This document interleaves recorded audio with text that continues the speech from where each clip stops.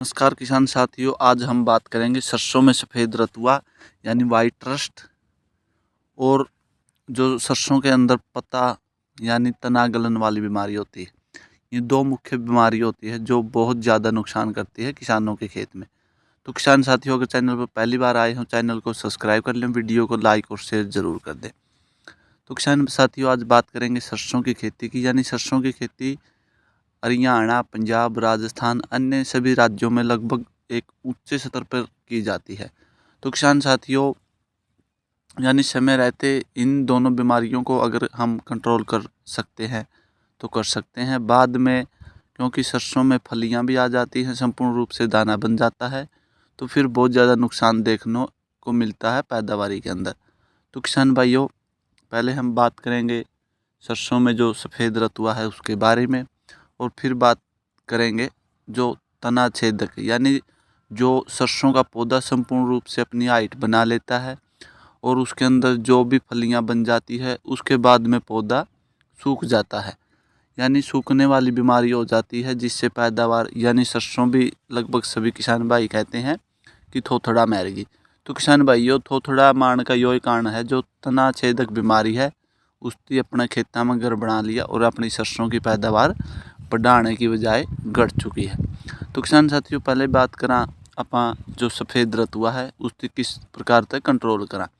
यानी सफ़ेद रतुआ लगभग सभी किसान भाई बहुत ही कम जानकारी है। यानी ये सफ़ेद रतुआ है जो फंगिसाइड भी से कहा जाता है। तो किसान साथियों, समय रहते ही आप लोगों ने इन दोनों दवाइयों पे यानी दोनों बीमारियों पर दवाइयों का कंट्रोल कर लेना है। कंट्रोल किस प्रकार से? जो सफ़ेद रतुआ है किसान साथियों, लगभग इसके बारे में हम बात करें तो सफ़ेद रतुआ जो हवा होती है उस प्रकार से ही हमारे खेतों के अंदर फैलता है। यानी जिस प्रकार से हवा चलती है शुरुआती दिनों में बहुत ही कम मात्रा में कहीं कहीं दिखाई देगा, और बाद में इसकी लगभग बहुत ज़्यादा नुकसान हो जाता है। यानी जो हमारे पौधे की टहनियाँ होती है, यानी ऊपरी भाग फूलों वाली संख्या, यानी अपने नीचे से टहनी शुरू हो जाए है और ऊपर जाके जो फूल हो है बन जाए है, और फूल साथ ही साथ फलियां बनाता रहे। ऊपर फलियां भी सूखने लग जाएगी और जो फूल का इकट्ठा होगा यानी उस पीला पीला हो गया और वो टूट जाएगा, आप तोड़ांगे यानी करड़ा हो जाएगा। तो किसान भाइयों, ऊपर जो फूल हो है उसके अंदर ज़्यादा दिखाई देगी जो पीला रतुए की बीमारी है। शुरुआती दिनों में बहुत कम दिखेगी, लगभग किसान भाइयों ने इसका पता भी कौन नहीं। तो किसान साथियों, इसके साइड आप इसके लिए किसी भी प्रकार का फंगीसाइड यानी एक नॉर्मल फंगीसाइड का स्प्रे ज़रूर करें।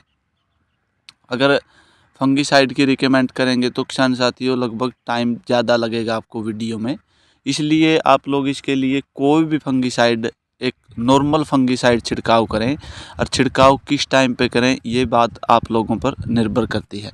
तो किसान साथियों, आपकी वीडियो के अंदर आपको सरसों दिखाई दे रही है, यानी सरसों जिस अवस्था में गांडल की अवस्था यानी फूल की अवस्था है, और साथ ही साथ जो हमारी सरसों अगर फलियां बनाने की अवस्था में है उस टाइम पर भी आप लोग इसका छिड़काव कर सकते हैं।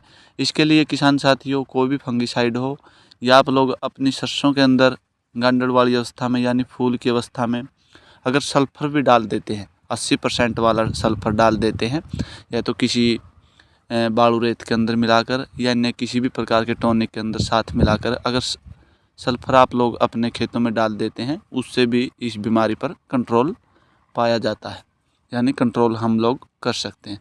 तो किसान साथियों, दूसरा है जो यानी हल्की सिंचाई आप लोग अपनी सरसों के अंदर कर सकते हैं। हल्की मात्रा किसान साथियों, बात करें नॉर्मल पानी ही लगाना है आप लोगों को।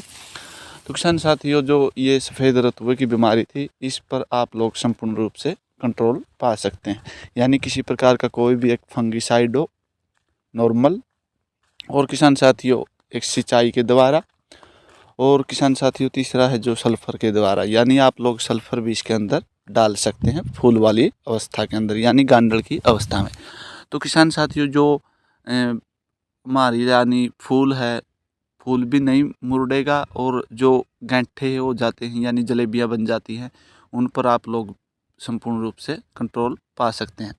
तो किसान साथियों, अब बात करेंगे जो तना छेदक बीमारी है उसके लिए क्या करें। तो किसान साथियों, तना छेदक बीमारी है ये भी एक खतरनाक बीमारी है। यानी जो सरसों की खेती है थोथड़ा मार जाती है, यानी थोथड़े की बात करें जो पत्ते हैं उसको भी फेंक देगी और एक पौधा है बिल्कुल ना के बराबर पौधा हो जाता है, जिससे हमारी पैदावार घट जाती है। तो किसान साथियों, तना छेदक अगर आप लोग ठीक टाइम पर सिंचाई करते हैं उसमें भी बहुत ज़्यादा बेनिफिट मिलेगा। अगर आप लोग सल्फर डाल देते हैं उससे भी आप लोगों को तना छेदक में बहुत ज़्यादा फायदे मिलेगा। तो किसान साथियों, अगर तना छेदक की आप बात करें फंगीसाइड का स्प्रे करने के बाद लगभग आप लोगों को तना छेदक की बीमारी में लगभग 70 से 80% तक कंट्रोल पा सकते हैं। यानी पाला लगने की अवस्था में तना छेदकों है जो और वाइट रस्ट जैसे सफ़ेद रतुआ, ये दोनों रोग ही आ जाते हैं।